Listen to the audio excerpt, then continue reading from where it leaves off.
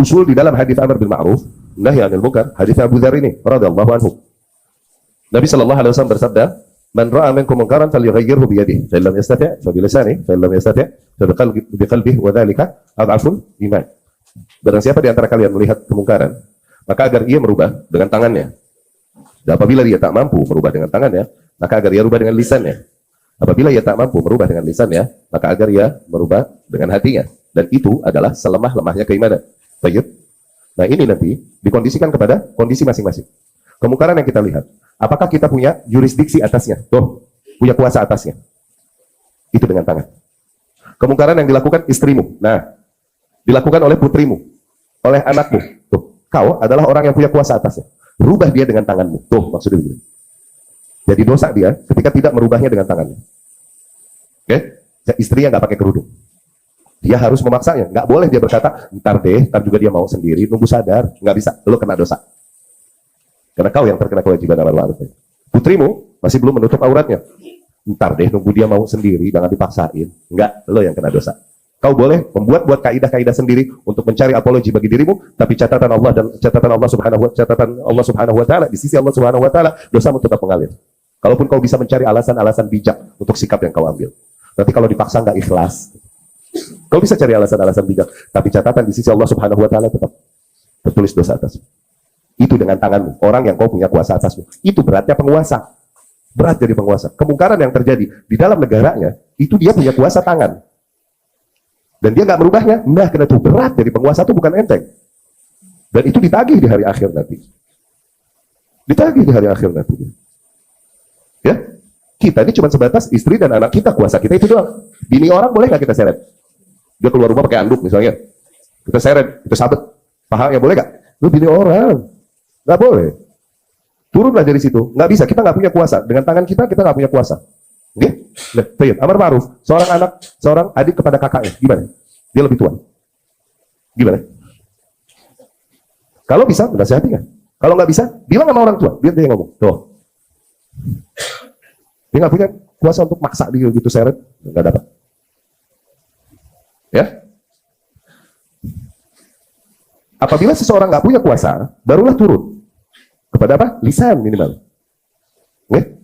Nah, orang yang terjadi kemungkaran padanya ini, apakah orang yang punya kedekatan denganmu sehingga kau bisa menyampaikan kepadanya dengan lisanmu bahwa yang terjadi ini adalah sebuah kemungkaran yang harusnya nggak begini. Ya? Jangan juga orang nggak kenal, ente samperin, lu kok nggak pakai kerudung lu? Jangan. Itu nanti nggak punya kuasa lisan atasnya. Ya? Jadi kita jalan-jalan ke mall, melihat seorang wanita masih berpakaian dan membuka auratnya, terus kita samperin ini amar ma'ruf nahi munkar, tulisan. Neng pakai kerudung apa? Hordeng kayak bawa, apa gimana gitu, kagak pantas, nggak dapat, nggak wise, nggak hikmah. Kita nggak punya kuasa atasnya dan nggak punya kuasa lidah juga atasnya. Berbeda lagi kondisi begini, majelis, sampaikan. Ya, emang orang datang mau mendengar. Baik. Itulah salahnya sebagian kelompok yang bergerak di jalanan dan dengan nama amar ma'ruf nahi munkar menghancurkan tempat-tempat maksiat. Nah, itu salah.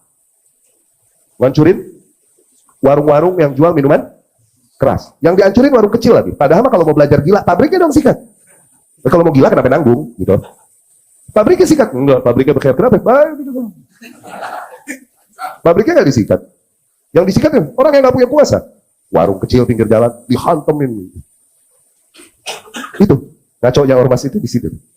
Kalau mereka paham, mereka meneriakan amar ma'ruf nahi munkar. Kalau mereka paham kaidahnya amar ma'ruf nahi munkar, harusnya nggak begitu. Kau tak memiliki kuasa atasnya. Ya nih, tetangga ente, dia punya, misalnya ente mampir ke rumah tetangga ente. Kemudian kau melihat minuman keras di rumah tetangga ente. Apakah kau hancurkan botol minuman keras itu? Udah punya dia. Hah? Punya dia. Atau dia mampir ke rumah ente bawa belanjaan nih. Ngobrol, asyik ngobrol, terus pulang lupa belanjaannya ketinggalan. Pas kita mau balikin, di dalamnya ada peci miring. Minuman memabukkan ya. Kita boleh hancurin nggak? Di dalam rumah kita. Boleh kita hancurin nggak? Nggak boleh, lu punya dia. Nggak boleh. Balikin. Punya dia. Babi tetangga. Babi haram kan? Khilafiyah nggak? Babi tetangga lepas dari kandangnya. Masuk ke pekarangan kita. Nah. Boleh kita sikat nggak? Punya orang. Nggak boleh. Tuh, lihat. Ada batasan hak. Rapi harusnya amar ma'ruf nahi munkar. Oke? Nah, sekarang, dengan tangan nggak punya kuasa. Lisan juga nggak punya kuasa. Oke? Minimal dengan hati. Dengan hati adalah ketika kau berada di dalam sebuah kondisi kemungkaran, harusnya hati ente nggak betah, cabut dari situ. Nah, ini udah kondisi kemungkaran atau sesuatu yang bertentangan dengan syariat, dengan sunnah, ente masih bertahan di situ, itu mah hatimu pun meridhoinya. Sebagian orang berkata, Ustaz, Anda nggak ikut sih tahlilan, cuma nggak enak aja ya, Anda duduk aja situ nggak ikut baca, salah, itu lo kena hitungannya.